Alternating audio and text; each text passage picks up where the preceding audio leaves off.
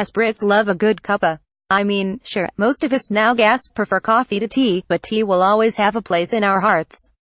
Whether your fave brew is green tea, gin and tonic tea or aerosol tea, you at least know that you've got one thing in common with your neighbor. You know exactly how you like your tea, strong, yet really milky. Thanks.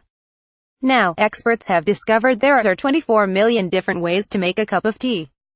They realized this after looking into why so many of us are great at making tea for ourselves, but rubbish at nailing other people's preferences.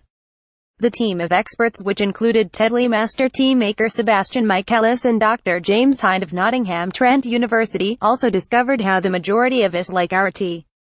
Can we just make it known that Michaelis' taste buds are insured for £1 million? As you were. The research was done for Tetley Tea's 180th birthday, and the results of data from 2,000 consumers was analyzed by a mathematician, involving factors in all possible variables to create a formula for the perfect cuppa. These variables cover the whole process of making the tea, starting at the crop stage and ending in the mug. These include years Y of experience and weight W of tea in the tea bag, as well as duration of training tea for the master tea blenders, the color C, size and density of the leaf, the brew's purity of color, its sparkle, S, the weight of the tea in the mouth, its body, B, and the overall liveliness of the tea on the palate, its zing, Z. Are you still with us?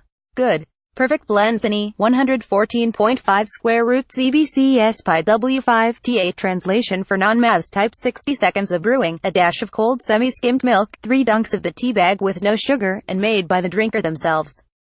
Working out the perfect blend helped the tea experts to uncover the huge number of variations there are in making a cuppa.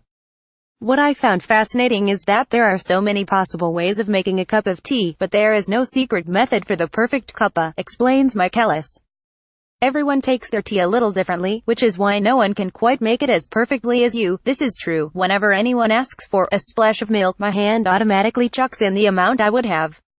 Genuinely. However hard I try, whether you add milk or not, drink it weak or strong, what is crucial to a great cup of tea is the blending, Michaelis continues. The complexity of the equation reflects the many layers required to craft the nation's favorite drink. Blending's tea, like blending whiskey or champagne, is both a science and an art. Without the right balance of flavors, brightness, and body, your tea would taste less like a Grand Cru and more like cheap plonk. Google's Grand Cru. Tetley's study found almost a third of UK tea drinkers surveyed consider brewing the most important factor when making tea, with 48% brewing the tea bag for at least 1 minute. 1 in 10 fancy pants tea lovers drink their cuppa from a teacup rather than a mug, and 3% actually heat the milk up first. Almost 3/4 opt for no sugar, with 17% going for replacements like honey or sweeteners instead. Turns out we're all exceptionally rubbish at making each other tea, with only 1% preferring their colleagues' tea to their own. However, is this actually because we are genuinely rubbish at making tea, or are we doing it on purpose to make sure our own tea rounds smaller? According to this study, putting in too much milk, splitting the tea bag by squeezing it too hard, and reheating tea in the microwave makes the absolute worst tea. But how does Sebastian, £1 million mouth, Michaelis take his tea? I pour as soon as it's boiled, he reveals. Black tea tastes best when brewed in fresh water as close to boiling point as possible.